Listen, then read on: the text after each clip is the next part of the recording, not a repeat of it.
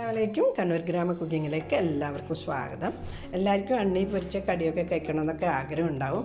പക്ഷേ നമുക്ക് എണ്ണയൊന്നും പറ്റാത്തതുകൊണ്ട് അതൊന്നും കഴിക്കാണ്ടിരിക്കലാണ് പതിവ്. അപ്പോൾ നമുക്കിന്ന് നമ്മളെ നാടൻ പരിപ്പ് വട എണ്ണയില്ലാതെ എങ്ങനെയാണ് പൊരിക്കുന്നതെന്ന് കാണിക്കുന്നത്. അപ്പോൾ ഇത് എയർ ഫ്രൈയിലാണ് പൊരിച്ചെടുക്കുന്നത്. പരിപ്പ് വട ഉണ്ടാക്കാൻ വേണ്ടി 1 കപ്പ് പരിപ്പ് ഞാൻ കഴുകി വൃത്തിയാക്കി അരിപ്പിയിലിട്ടിട്ട് അതിൻ്റെ വെള്ളമൊക്കെ കളഞ്ഞെടുത്തിട്ടുണ്ട്. നമുക്ക് ഈ മിക്സിൻ്റെ ജാറിലേക്ക് ഇതിട്ട് കൊടുക്കാം. ഒരു ഉള്ളി മുറിച്ചത് ഇട്ട് കൊടുക്കാം.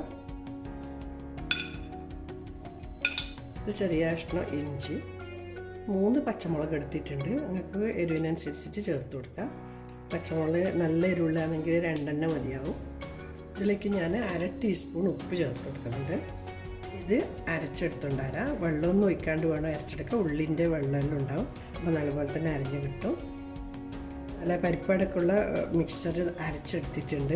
ഇതുപോലെ നന്ന പരിപ്പ് മുതിയേണ്ട ഒരു ചെറിയ തരിതരിപ്പ് ഉണ്ടാവണം. പിന്നെ ഇതിലേക്ക് കുറച്ച് ചേർത്ത് ചേർക്കാനുണ്ട്. അപ്പോൾ നമുക്ക് ഈ ബൗളിലേക്ക് മാറ്റാം. ഇനി ഇതിലേക്ക് കുറച്ച് കറിവേപ്പില ഇട്ട് കൊടുക്കുന്നുണ്ട്, കുറച്ച് മല്ലിയില.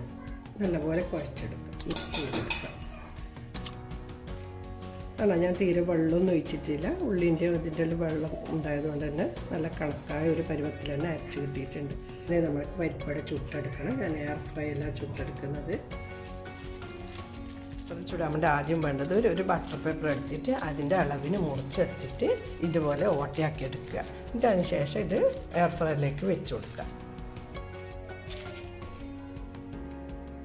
വേണ്ടത് നമ്മൾ അരച്ച് വെച്ച പരിപ്പ് ഇതുപോലെ പരത്തിയിട്ട് ഓരോന്നോരോന്നായിട്ട് എയർ ഫ്രയറിലേക്ക് വെച്ച് കൊടുക്കാം.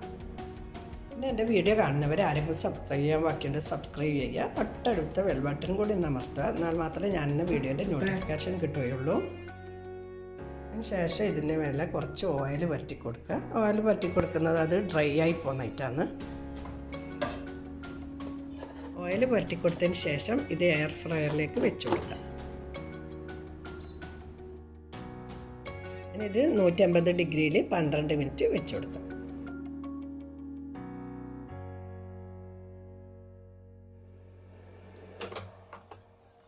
ഒരു 5-6 മിനിറ്റിന് ശേഷം ഇത് പുറത്തെടുത്തിട്ട് ഒന്ന് ഓയിൽ പറ്റി കൊടുക്കുക.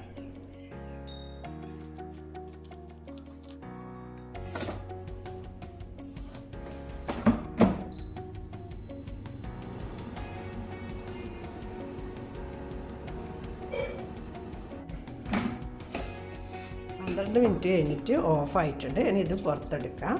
ഇനി ഇതൊന്ന് തിരിച്ച് വെച്ച് കൊടുക്കുക. എന്നിട്ട് വീണ്ടും ഒരു 5 മിനിറ്റ് ഓണാക്കി കൊടുക്കാം.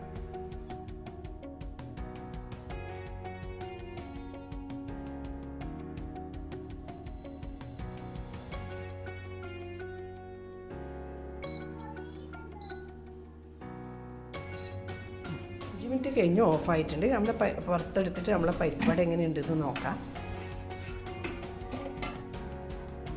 180 ഡിഗ്രിയിൽ 17 മിനിറ്റ് എടുത്തിട്ടുണ്ട് ഇതായി കിട്ടാൻ വേണ്ടി. ഇത് നല്ല മുരിഞ്ഞ് വന്നിട്ടുണ്ട്. എണ്ണയിൽ വറുത്തതല്ലാന്ന് ആരും പറയൂല. അതിന് നല്ല ടേസ്റ്റ് തന്നെയാണ്.